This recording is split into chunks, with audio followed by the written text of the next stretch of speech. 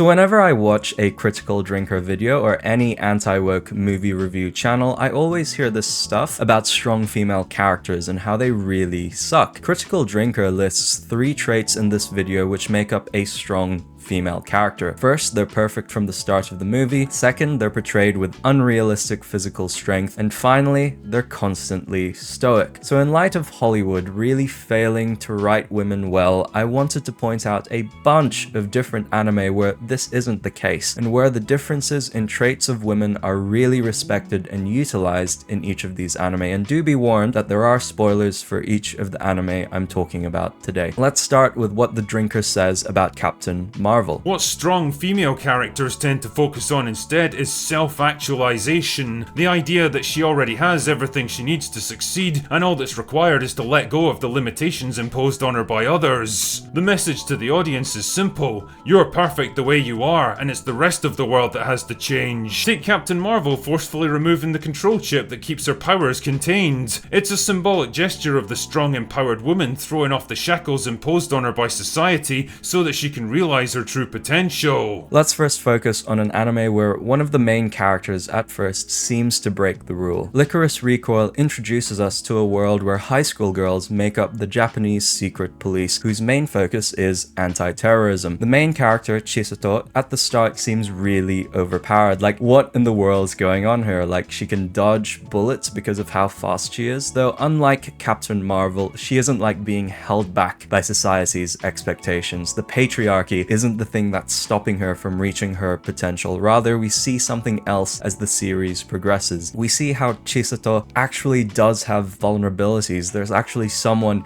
who can rival her skills, someone smarter, someone who's able to take advantage of her weaknesses. The main antagonist actually poses a threat, unlike with Captain Marvel, where we see how she's just amazing and really cool and everyone has to clap or else you're sexist. Chisato is actually someone we want to win and continue to persevere and continue to train so that she can actually beat this guy. The notion of being absolutely perfect the way that you are is a notion which is also completely destroyed in the romance / slice of life anime Blue Box. Unlike in a lot of these movies with strong female characters, Blue Box actually operates in reality. It operates in a reality where not everyone is going to be at the top. Both of the main female leads are so aware of that no matter how hard they train, no matter how much effort they put into playing their sports and competing in these inter-school tournaments, they have to accept that they might fail. There might be a team who's better than them, and what Blue Box says to that is that it's okay. We see this with Chinatsu, who is seen by the male lead as someone who is absolutely amazing and operating at a level way beyond him. She's the best player of his school's basketball team. She trains harder than anyone else by coming to school super early. We see all of this sheer determination and perseverance and ambition to lead her team into winning the inter-school competition, yet this doesn't happen. In the match against this really strong high school, she tries to make the winning shot, but she doesn't make it, and we see her and the rest of her team at their most vulnerable as they genuinely cry about it. But you know what? That's okay. That's okay that they failed and didn't make it this year. In the words of Chinatsu's mum, as they both talk with each other over the phone, this is a time where she should look to someone else that she can lean on. And while a Western leftist writer would say that women don't need to depend on men, the writer of Blue Box recognizes that this is why male to female relationships are actually important and actually matter. It's because in times of struggles, male to female couples are able to lean on each other in order to seek comfort in times of failure. Next, let's take a look at what the drinker says about the biology of women. One of the most tedious and embarrassing aspects of modern movies is watching a 100-pound actress plowing through a series of extremely accommodating stuntmen twice her size, because the writers mistakenly believe that the only way for a character to be strong is through feats of actual physical strength.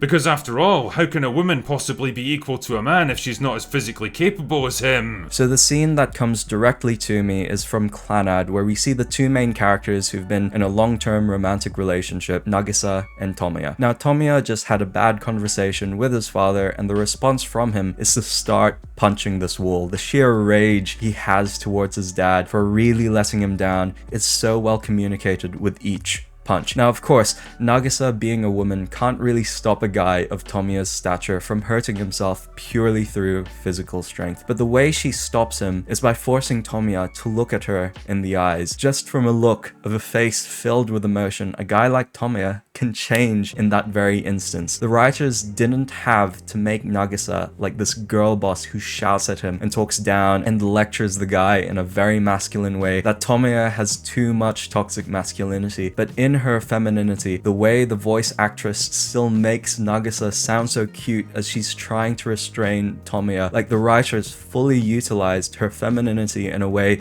which actually makes us care about the two of them and their relationship. We already saw a bit from Licorice Recoil and Chisato, and I do want to give somewhat of a defense of Chisato's overpowered bullet dodging ability, because this highlights something that is unique to women. Of course, men are also able to be fast and quick and nimble, but the female body allows Chisato to move in a way that really big and burly guys can't really do the same. Further, the battles in Licorice Recoil aren't fought on the basis of one-to-one fistfights. It's very rare that Chisato is physically punching anyone, and there's a scene later on where without her firearm, she's completely vulnerable and gets absolutely destroyed by the main antagonist. The writers of Licorice Recoil recognize that it's only through the use of firearms that this physical difference between men and women can actually be made fairer, and it's on that basis that Chisato can be competitive in actually beating a guy. There's this scene from Apothecary Diaries which features Mao Mao. Now, throughout the series, we know that Mao Mao is a very learned and intelligent young girl. We know this from the way she helps people as an apothecary, that she really cares about saving people's lives from illness, and she's very involved in assisting the officials of the Chinese government to ensure safety and stability within the government. She's passionate, she's smart. Those are the traits which contribute to her strength of character, yet at this moment, where she has a crucial message to deliver to the high-ranking officials in this particular building, she tries her best to persuade the guards. She tries her best to make the guy recognize that even though she's a commoner, her message is of vital importance and could save someone's life. Yet it's here that Mao Mao is brutally injured by this guard. We, as the audience, don't have to see Mao Mao be a girl boss and assault this guard, because physical strength is not the only thing that makes someone strong. Rather, it's her perseverance to still stand up after that, and her determination to deliver this message, and her humility in letting this older official cover for her. These are the traits that Mao Mao has which inform us as the audience about her strength. Now, I will recognize we do still see in anime women like Tomoyo, who was from Clannad, still beat guys up despite her physique, but the way I see it, at least in anime, they make the girls look actually feminine and cute, for which I think certain anime can be forgiven for still breaking this rule on physical strength. Finally, let's hear what the drinker says about stoicism. One other weird aspect of the strong female character is their general lack of human personality traits and redeeming qualities. Instead of being altruistic or compassionate or protective or vulnerable or quirky, they're almost always written as stoic, emotionally closed off, blunt, dismissive, prickly, domineering, or aggressive. The very same masculine traits that the writers seem to find so toxic and unacceptable in men. They very rarely have any kind of romantic interest in men and are carefully written and dressed to avoid even the barest hint of sensuality or attractiveness. Now, this is something that anime does really well, and you could call it unrealistic all you like, and you keyboard warriors can write whatever you want in the comments, but I genuinely think that it's good that the majority of anime does present its female characters as attractive. Now, I'm not saying any of these women are ugly, but they just don't present with feminine traits. Just list any anime from Kaguya-sama, Love is War, Bocce the Rock, Violet Evergarden, Steins Gate, Girls Last Tour, Chainsaw Man. It doesn't matter what genre it is, whether it be shonen, drama, sci-fi, or romance, but the artists of each of these anime make an effort to present their female characters as not only feminine in appearance, but also feminine in their personalities, and the voice actresses who voice each of these characters really make that effort too, to sound like a woman. Let's come back to Licorice Recoil to focus on the supporting character of Takina, where an anime may present a character with a stoic personality. But even with Takina, yes, she certainly does start off as stoic, and that's fine because we see how she grows from this point. She doesn't stay stoic, she opens up, she starts smiling, she starts to laugh, which is funnily enough a thing that strong female characters never really seem to do. She grows as a result of this friendship and bond with Chisato to the point that at the end, when she so desperately wants to save her friend, we finally see her vulnerable and emotional. And I'm not saying that derogatively that women are emotional. It's a good thing that women are emotional because it's consistent within their biology to care more about people, about emotions, because it's consistent in the way that God has made them. We also see this in Chisato's character. Like, you don't expect a male character to really care for people who he's just shot. The way that Chisato comes alongside the men she's just shot and helps them out by bandaging them up and ensuring that there's no casualties. She is being consistent with a caring and nurturing behavior, which is what I'd expect a woman to do. Now, the main point I really want to hammer home as to why we as Christians ought to care about this is that God has created male and female for a reason. Men and women are fundamentally different, and that's a good thing. Of course, that doesn't stop either gender, like a small minority, from having certain traits of the opposite gender, but there's a way that God has designed men and women that we ought to respect and uphold in our communities. That's kind of the crux of this video. It's okay to have these differences, and we see in anime